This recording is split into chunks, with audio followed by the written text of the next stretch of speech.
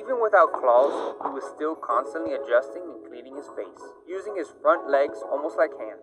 And those eyes never stopped moving, scanning, twitching, and constantly adjusting. Crabs actually have surprisingly good vision. Each eye is made up of thousands of tiny lenses, each kind of like a fly's, giving them almost a 360-degree view of the world. After a couple hours, he finally started to leave the corner, allowing me to see the backside of him. That's when I could see the swimmerettes, which are small, paddle-like appendages that help them swim. Then, I noticed something a couple minutes later. It looks like our crab pooped. I think that means our little guy is stressed, so let's let him settle in. It was the next day, and I found our little guy slowly exploring his new home. It wasn't fast or flashy, but it felt like progress.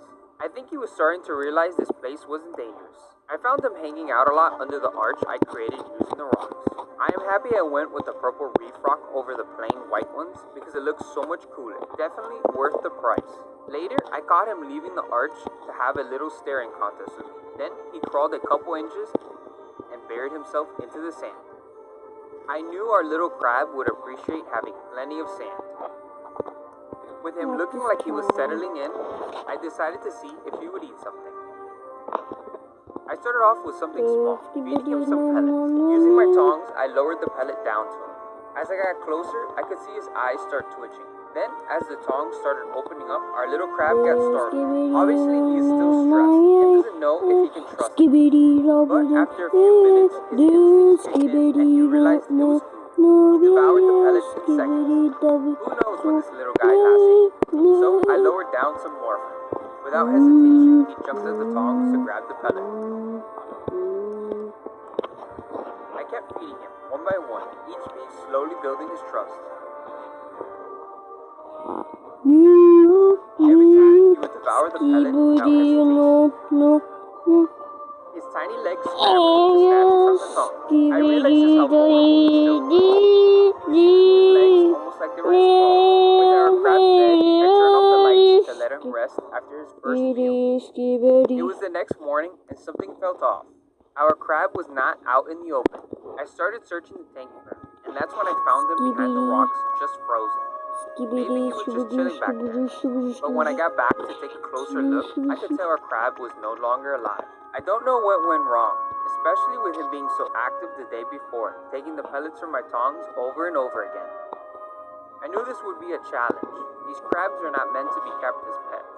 At the bait shop, they are not in the ideal conditions and could have been too sick to fix. But I was not ready to give up. I knew I had the perfect enclosure set up for a baby blue crab. Especially seeing how cool these alien-like crabs are up close, I needed to try again. But before I drive back to the shop, I needed to do some research. So, I made it to my secret dock in search of getting a closer look at the crabs in the wild. As I was getting out my trap, I spotted a wild crab tucked underneath some wood. He was just sitting there, almost camouflaged.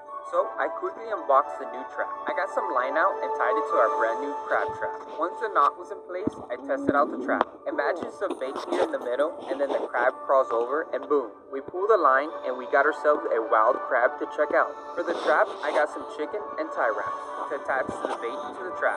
Supposedly, blue crabs love chicken, so I made sure to securely attach the bait to the trap so they can't just come and crawl out with the chicken. Once the trap was ready, I made sure to place it near the trap I spotted. With the trap in place, I decided to go check out another spot that I heard had hundreds of other crabs. Once I got to the spot, I noticed there were dozens of mini crabs crawling all over the mud flats. The sheer number of crabs was impressive, and it was fascinating to watch them interact in the wild. As I moved closer, they would notice me and run away. These little crabs had amazing eyesight. They would either plop into the safety of their burrow or quickly retreat to the shadows of the mangroves. But when I stood still, they'd slowly peek back out. I wanted to get a closer look because these crabs have something really unique. The beach is filled with these tiny burrows that the crabs dig themselves. They create it for shelter from any bird that could come sweeping in, and possibly a mating spot. I placed my net near one and was able to get him to crawl in. The fiddler crab has one large claw and one significantly smaller one. The larger one is used to fight or attract mates. They are also equipped with two stalked eyes that can detect movement from far away, since the eye is made up of thousands of tiny lenses. We saw that in action when I got closer. I then analyzed the back and saw the crab has 8 legs. Our blue crab has 6 walking legs. I slowly placed the net back on the ground to release the crab back to the mango. Then I spotted a crab waving his hand up and down.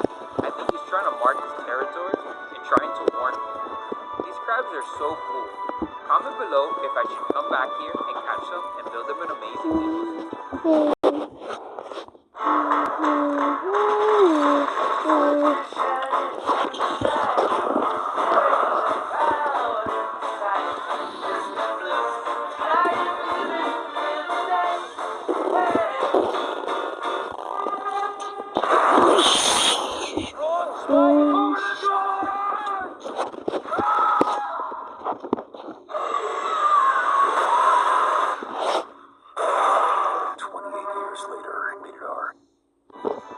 I believe these guys also need a brackish setup, so if you want to see that, make sure to like and comment. Now, these filler crabs were not the only things I found. I noticed some crab legs scattered in the sand.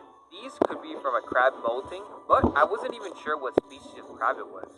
It looked like the ants are using it like a little home. If you guys know what crab this is, let me know in the comments. Well, it's been a couple hours. Let's go check on our trap. I got to the spot and quickly pulled up the trap, and there it was, untouched.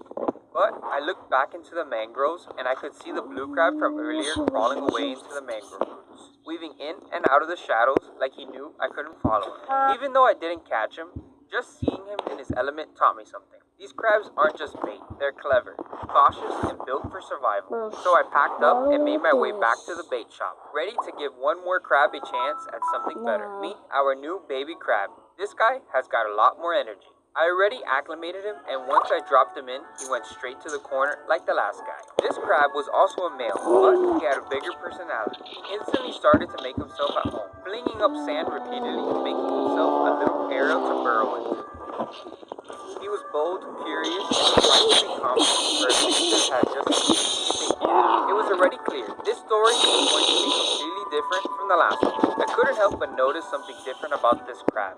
His eyes were not as vibrant as the last one. Our first crab's eyes were very green, and this one had it a lot more dull. At first, I thought it meant something was wrong, but with him having so much energy, I just think this one's nearing a molt. This crab may not have those green eyes, but his shell was a lot more blue. While I was at the bait shop, I picked up something else besides our new friend. Here, we have some frozen calamari, aka squid. Usually this stuff is sold as bait, but it can be used as an amazing source of protein for our crabs. I thawed out some of the tentacles and lowered it down with my tongs. And to my surprise, this energetic crab was very cautious. He slowly raised his legs to grasp the tongs to give it a closer examination. Once he realized it was food, he used his mouth to secure the squid tentacles and began tearing it up. They used their mouth parts to manipulate the squid, tearing off the tentacles. After I saw him enjoy the squid, I lowered down another piece of tentacle, and he didn't waste any time. Instantly, he raised his legs and took hold of the new piece, tugging it toward him just like before. The next day, I found our crab climbing all over the tank. He attempted to climb anything and everything. Our last crab was not like this. You can tell this guy is a lot healthier. Crabs that are exploring their surroundings and climbing shows that they're thriving in their environment. I keep expecting him to pull off some crab ninja moves or start doing cartwheels. I have not given them a name. I feel like ninja could be a good option, but I want to leave that up to you guys. Comment below your best name and I'll pick the most liked one. Alright guys, it's been about a week since we got our second crab, and today we're shaking things up. I got some new additions planned for this setup that you guys are not going to want to miss. But first, let's see how he handles something new on the menu. Here, we have some frozen shrimp that I picked up. After I thawed it out and cut him a nice piece, when I got back to the tank, he was just being a goofy guy in the back of the tank. So I lowered down the piece, and to my surprise, he did not get intrigued. I waved it all over the tank and still nothing. And then all of a sudden, he came flying over the rocks to get his hands on the shrimp. He did a quick taste test, and he loved it so much he took it down to his little spot under the arch. This little guy did not take a breath. He just started devouring. I think he likes it a lot better than the squid.